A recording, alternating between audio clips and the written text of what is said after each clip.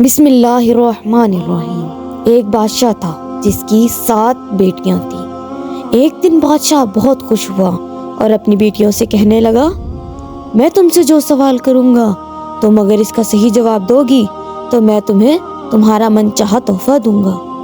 سب ایک قطار میں کھڑی ہو جاؤ۔ سب ایک قطار میں کھڑی ہو گئی۔ بادشاہ نے پوچھا کہ تم کس کا دیا کھاتی ہو اور کس کا دیا پہنتی ہو؟ 7 میں سے 6 بیٹیوں نے جواب دیا کہ حضور آپ کا ہی دیا کھاتی ہیں اور آپ کا ہی دیا ہوا پہنتی ہیں۔ بادشاہ ان کے اس جواب پر بہت خوش ہوا اور ان کے من چاہے تحفے دے دیے۔ سب سے چھوٹی بیٹی سے پوچھا تو اس نے جواب دیا کہ میں اپنے رب کا دیا ہوا کھاتی ہوں اور اپنے نصیب کا پہنتی ہوں اور یہی میری قسمت ہے۔ بادشاہ اس کے جواب پر بہت حیرت زدہ ہوا اور بہت طیش میں آ گیا۔ بادشاہ نے اپنے نوکروں کو حکم دیا کہ اس کو جنگل میں چھوڑاؤ، میں بھی دیکھتا ہوں کہ میرے بغیر یہ کیسے کھاتی ہے اور کیسے پہنتی ہے۔ بادشاہ نے شہزادی سے اس کے سارے زیورات اور مہنگے کپڑے لے لیے اور خستہ حال کپڑوں میں جنگل چھوڑایا۔ شہزادی مطمئن تھی اور اللہ پر توکل تھا۔ سب سپاہی شہزادی کو جنگل میں چھوڑ کر واپس آ گئے اور شہزادی جنگل میں اکیلی رہ گئی۔ شہزادی ادھر ادھر دیکھنے لگی، چاروں طرف درخت ہی درخت تھے۔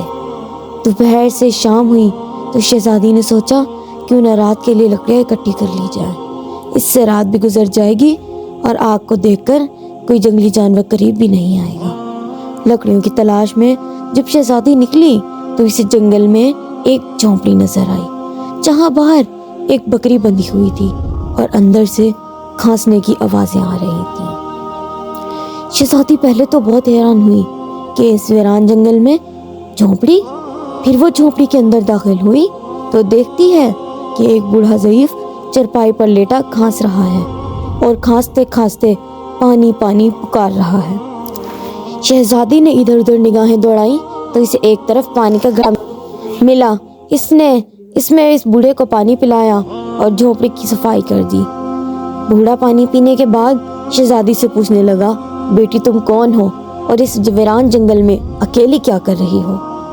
اس پر شہزادی نے سارا ماجرا بیان کیا کہ وہ یہاں کیسے پہنچی۔ یہ سن کر بوڑھے نے شہزادی کو جھونپڑے میں رہنے کا کہا کہ میں شہر میں کام کرتا ہوں، صبح سویرے چلا جاؤں گا، 8 دن بعد واپس آؤں گا۔ جھونپڑی میں کھانے پینے کا سامان ہے اور قریب ہی ندی ہے تو وہاں سے پانی بھر لینا۔ صبح سویرے بوڑھا شہر چلا جاتا ہے اور شہزادی جھونپڑے کی صاف صفائی کرنے لگتی ہے۔ بکری کا دودھ دوہنے کے بعد آدھا اپنے لیے رکھ لیتی ہے اور آدھا باہر برتن میں رکھ دیتی ہے کہ کوئی جانور پیاسا ہو تو پی لے گا اور رات کو سو جاتی ہے۔ صبح جب شہزادی اٹھتی ہے تو دیکھتی ہے باہر دودھ کا پیالہ خالی ہے اور قریب ہی ایک خوبصورت اور قیمتی لال پڑا ہوا ہے جو دیکھنے میں بہت قیمتی لگتا ہے اور اس کے ساتھ سانپ کے نشان ہیں۔ اس پر شہزادی کو یاد آتا ہے کہ اس نے بچپن میں سنا تھا کہ جب کوئی نایاب سانپ خوش ہوتا ہے تو وہ ایک ایسا لال اگلتا ہے جس کی قیمت ہیرے جواہرات سے بھی زیادہ ہوتی ہے۔ وہ یہ سوچتی ہے کہ شاید سانپ پیاسا تھا تو دودھ پی کر خوش ہو گیا، اس نے یہ لال اگل دیا۔ یہ سوچ کر شہزادی لال اٹھاتی ہے اور اپنے پاس رکھ لیتی ہے۔ پھر اگلی شام شہزادی دوبارہ پیالے میں دودھ ڈال کر رکھ دیتی ہے۔ صبح پھر اسے ایک لال مل جاتا ہے۔ اسی طرح کرتے کرتے 7 لال اکٹھے ہو جاتے ہیں۔ ایک دن بوڑھا بھی واپس آ جاتا ہے۔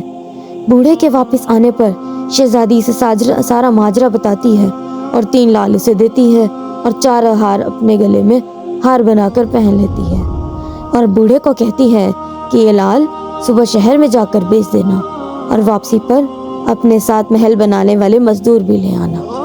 اگلے روز بوڑھا مزدوروں کو لے آتا ہے اور دیکھتے ہی دیکھتے جنگل میں ایک عالی شان محل تیار ہو جاتا ہے۔ اب وہ بوڑھا اور شہزادی اس محل میں رہنے لگتے ہیں، ایسا خوبصورت محل کہ جس میں دنیا میں کوئی مثال نہ ہو۔ شہزادی جنگل میں لکڑی کی فیکٹری لگا دیتی ہے جہاں غریب کام کرتے ہیں، ان کی روزی روٹی بھی چلتی رہتی ہے۔ دیکھتے ہی دیکھتے شہزادی کے چرچے ہونے لگتے ہیں۔ شہزادی بہت ہی رحم دل ہے۔ اس طرح یہ خبر بادشاہ تک بھی پہنچ جاتی ہے تو بادشاہ کے دل میں اشتیاق پیدا ہوتا ہے۔ وہ دیکھیے تو صحیح کہ کون سے ملک کی شہزادی ہے चनाचे वो अपने सिपाहियों के ज़रिए पैगाम भेजता है। जब शहज़ादी के सिपाही इसे बताते हैं तो वो कहती है कि वो बादशाह से सिर्फ एक शर्त पर मिलेगी कि जब बादशाह अपनी सारी बेटियों के साथ आए। चनाचे बादशाह अगले ही रोज़ अपनी सारी बेटियों के साथ शहज़ादी के महल पहुंच जाता है। शहज़ादी इनके लिए 7 रंग के खाने तैयार करवाती है और हर खाने के साथ इसी रंग के कपड़े और जेवर पहनकर निकाब करके सामने आती है। महल की शान और वक़ार देखकर बादशाह और इसकी बेटियां हैरान और मुतासिर हो जाते हैं। बादशाह आखिर शहज़ादी से कह ही देता है कि तुम मेरी बेटियों की तरह हो और तुम्हारे कहने पर मैं अपनी सारी बेटियों के साथ आया हूँ। फिर हमसे ये पर्दा कैसा। बहुत इसरार पर शहज़ादी मान जाती है और कहती है कि ठीक है, मैं तैयार होकर। बादशाह की बेटियां आपस में सरगोशियां करने लगती हैं कि इतना तो तैयार है और अब कितना तैयार होगी। कुछ देर बाद बादशाह देखता है कि दूर से कोई खस्ता हाल कपड़ों में इसकी तरफ आ रहा है। गौर करने पर बादशाह को याद आता है और वो कहता है ये तो जिंदा है, मैं तो समझा था कि मर गई। मेरे सिपाहियों ने ही कहा था कि जंगल में शहज़ादी मौजूद नहीं। ये देखकर बादशाह खुशी से झूम उठता है और कहता है शहज़ादी को बुलाओ, मैं तुम्हें इससे आज़ाद करवा लूँगा, फिर चाहे वो तुम्हारी कीमत में मेरी सारी हुकूमत ही क्यों ना मांग ले। ये सुनकर शहज़ादी मुस्कुरा कर कहती है अब्बा हुजूर, मैं ही वो शहज़ादी हूँ। मैं ना कहती थी कि मैं अल्लाह का दिया खाती हूँ और अपने नसीब का पहनती हूँ। बस इसी अल्लाह का एहसान है कि मुझे इतना अता किया कि आज मैं आपसे भी ज़्यादा अमीर हूँ। इस पर शहज़ादी इन्हें बताती है कि सारा हाल वो यहाँ कैसे पहुँची और वो दिखाती है वो हार जिसमें 4 लाल अभी भी मौजूद थे। ये देखकर बाकी शहज़ादियाँ दिल ही दिल में इस पर रश्क करने लगती हैं और कहती हैं कि काश हमने भी इस वक्त यही कहा होता कि हम अल्लाह का दिया खाती हैं और अपने नसीब का पहनती हैं। तो दोस्तों, हमेशा अल्लाह का शुक्र अदा करो, वो जिस हाल में रखे इसका जिक्र करो, वो ज़ात कभी तुम्हें अकेला नहीं छोड़ेगी।